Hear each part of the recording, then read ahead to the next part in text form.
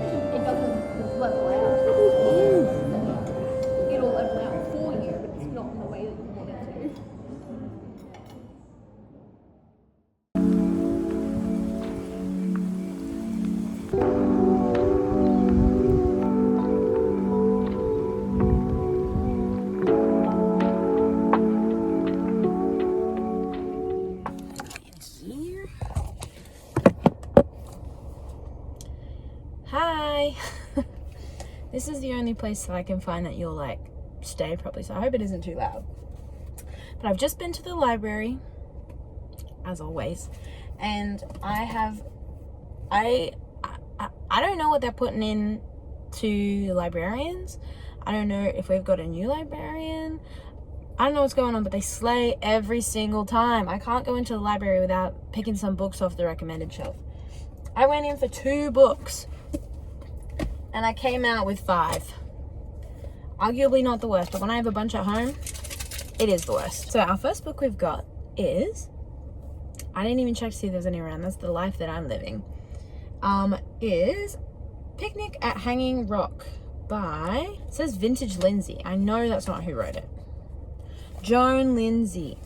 It's an Australian classic. So I've heard, I'd never heard of it. I said to my mum, I can't believe the library doesn't have it. It's a classic. And she went, I've even read that. And my mum isn't a classics reader. But it turns out they did. I just had to order it in. Done. Easy. I'm excited. I can't remember what it was about. I had it a little while ago. But slay a little, I think it's like a little bit of a thriller, like a classic thriller. So, you know, but I just read Frankenstein. So I feel really equipped to read this. Yep. Second book is, we're going to go back and try and read dinosaur books again, because I hired a different book and for some reason I didn't read it, and I feel like I didn't want to curse dinosaur books by trying to read the same one. They're not doing it. So we've got The Dinosaurs Rediscovered by Michael J. Benton. Apparently it's a good like intro to learn about dinosaurs and stuff. May just slay first off the bat a little picture. So that's what we're rocking with. Actually, this looks so easy to read. There's lots of little pictures. And for a non-fiction, I need a little picture. Also, do you like my new hair? She's black, no more purple. Sad, but it's okay because we like the black. I feel like I've lost my mind. Lots have been going on lately. I feel like I've lost my mind, and you know what? It's warranted. I'm allowed to do that. So these were the 2 books that I went in for. Picnic at Hanging Rock and The Dinosaurs Rediscovered. Crazy. If you had told me a year ago that this was books I'd be hiring, I would have laughed at you. But then we've got this bad boy, The Museum of Wes Anderson, his movies and the works that inspired them. I'm feeling like my pop culture knowledge has really been lacking lately. Like, I just feel like there's so many movies and stuff that people talk about that I have no idea what the references is. Like, I was listening to Brando by Lucy Dacus, and then she said, "Here's Looking at You, Kid." And I knew that was probably referencing a movie because that's what the whole song is about. They go to see a movie. But I didn't know which one, and granted, I still don't know which one. But then when I was on Letterboxd and I had my ad blocker on, and they gave me a little notification to say, "Hey, do you want to turn your ad blocker off?" And I said, "No, I don't." But it had a "Here's Looking at You, Kid" quote, and I was like, I actually don't know many things. And I feel like movies should be the thing that I know about. So this has got some cool stuff in it.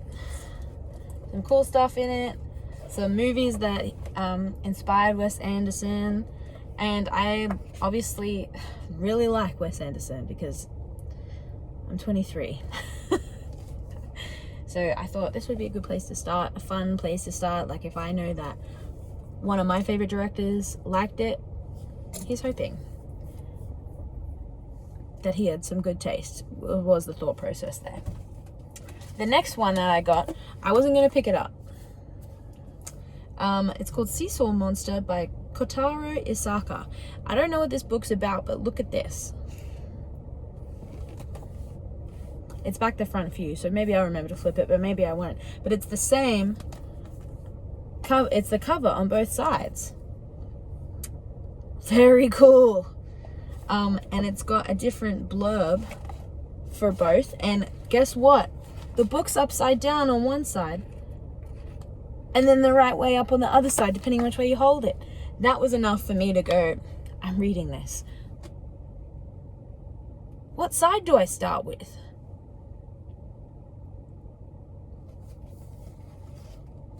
I'm really into this, and I really hope it's not like you have to read it one way and then read it back the other way so that you know what you missed. But I will do it if it's good. Oh my gosh, I'm very excited about this. Again, I don't know what it is, but you got me. I love a fun format. And the final book we got was Annihilation by Jeff Vandermeer. Apparently it's a series, which is fine, I guess. But I loved the cover. I loved the cover.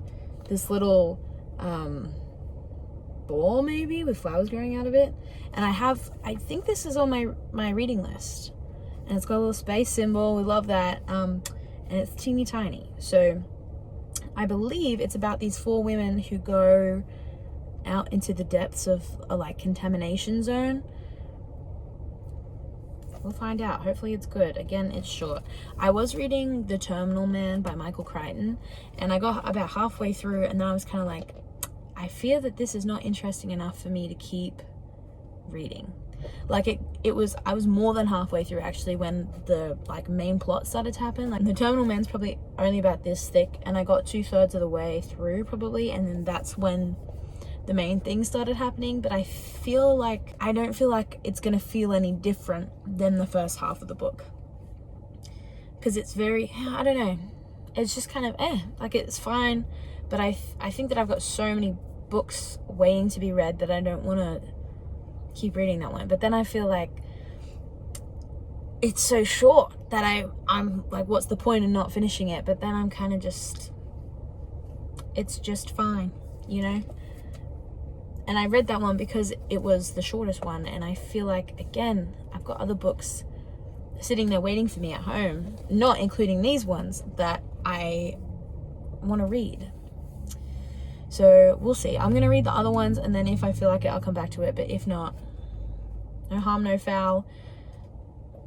Yeah, I just feel like to DNF a book, usually it's going to be really bad, but sometimes it's just that a book is fine. Sometimes it's just that a book is fine and there are other things that are going on that you want to read about. So those are my books.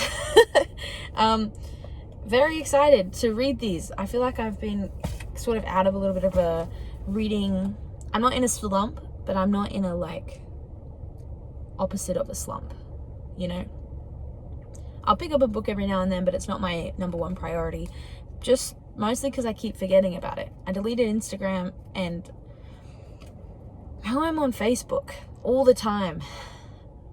It's just, I'm like on there, and it's the same thing that happened with Instagram, which is why I deleted it in the first place, but it's Facebook, so it's worse. Yeah, or Pinterest, but I'm not deleting Pinterest. But I've got an event, and then I'm gonna delete Facebook off my phone. I said that to my dad today, actually. I said, yeah, I deleted Instagram, so I don't see that anymore. And he was like, what? You deleted Instagram? I was like, King, I didn't expect that sort of reaction from you. All my friends gave me that reaction, because they were like, are you sure? Every time I see one of my friends, she's like, I see you're not on Instagram, you're on anything else? It's freeing, really. Like, the amount of time that I would spend on it, again, it's on Facebook now, so I gotta just slowly delete my apps. I got off TikTok, and then I got off Instagram, and you just gotta take it one thing at a time. One thing at a time. But yeah, so that is a steering wheel book haul. My library book haul that you're getting behind the steering wheel. Did I tell you it's been a big week?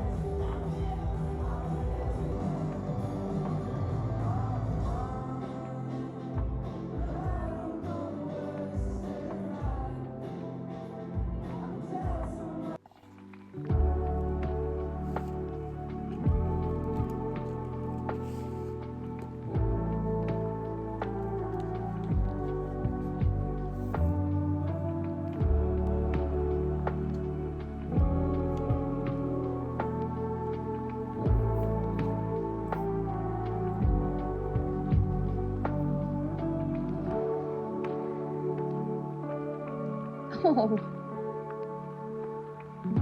caught in 4K.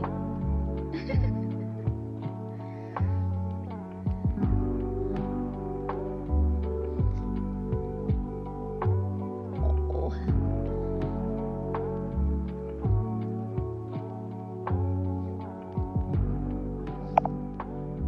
I just wanted to give a little bit of a life update because this week has been probably one of the most stressful weeks of my entire life. I feel like I'm going grey. I'm like on the verge of my period. I'm like a week and a half late, but then also I've had this weird little sniffle thing. And then also some things have been happening in my life that are very stressful, super exciting, but very stressful at the same time, which is not a good combination of things. So I just wanted to have a little chat, tell you what's going on, see what's been happening. It is crazy that these huge things can be happening and then your life just kind of has to keep continuing around it. Like you have to fit these things into your life, not fit your life around these things. But yeah, so a couple of updates since I've seen you last. My hair. We're black now. She's got a little bit of silver tone. I don't know if you can see that, but a little bit of a silver tone. The ends were meant to be blonde, but obviously when you wash black hair into blonde ends, the ends go blonde as well. I mean, the ends go dark as well. So they're slowly getting lighter, but it's okay. I really like the dark. And the fringe is quite a change from what I expected and what I'm used to. So it was kind of like a whoa, who is she? But yeah, so I'm really liking my hair. That's something that happened. Another thing that happened on Monday, I went to see Royal Otis with my friend. Best probably concert I've ever been to in my life. I first saw them at a festival called Splendor in the Grass in 2023, 2022, 2023, something like that. And my cousin who I went with and we just kind of saw these people performing and we were like, they seem cool. Let's go check them out. And then we're in the audience to this band that we don't really know at all. And we were like, oh my God, this is incredible. And then turned out it was Royal Otis. And now we're both like big fans of them. Turns out everyone's big fans of them. But at the time, we thought we had discovered this underground artist, which I have this really incredible talent of discovering someone like months before they blow up. Like 1 to 2 months. It's really insane. Like Chapel Roan, I saw her at the Powerhouse. Granted, I don't mean to be one of those bitches, but I will hold bragging rights for the rest of my life that I discovered Chapel Roan in 2020 and then got to see her at one of her like really tiny shows. Like there were probably 300 people at the show that I went to see her, and I was front row. Like we made eye contact. It was crazy. And I'll never get to do that again. So I'm going to brag about it. Okay, I'm going to brag about it. And I was just thinking, God, I wish I had got some sort of merch there. God, I wish I had a bragging rights, but it's okay. It's on my Instagram. Not that you'll be able to see it, but I know. But yeah, so I discovered Chapel Roan just before she got really big. Joe from like the band Joe and the guy from Stranger Things. I started listening to him just before End of Beginning blew up on TikTok, which I know he was bigger than obviously because of Stranger Things, but I feel like after End of Beginning, people went crazy. They were like, oh my God, he exists. And I said, yeah, I know. I found him a month ago. And now Royal Lotus, like I was listening to them in 2023, 2022, whenever it was. And then they did that Murder on the Dance Floor cover. And now I don't know if they're like giant, but they're definitely a lot bigger than they were. And it's like, yeah, it's cool because then they're going to do more shows and they're going to release more music. But at the same time, it's like, give me a chance. Give me a chance to establish the bragging rights before you get really big. And then it's kind of like, oh, it was only a month before. Okay. Not that it matters, but it's just fun to complain about. But yes, so the Meet Me in the Car tour, it was incredible. And the openers were called Florence Road. They're a little Irish band. Incredible. Like their stage performance was incredible for how many times as I said incredible, but it was like their stage presence was just magnificent. And the like vocals were pretty much exactly the same as what was on the album or the little EP that they've released. It's like, what? It's so exciting. So that I was like, oh my god, this is gonna be good. And like female lead sort of rock bands, I feel like rock is already a sort of quieter genre than it used to be, but now finding women in the genre is very difficult.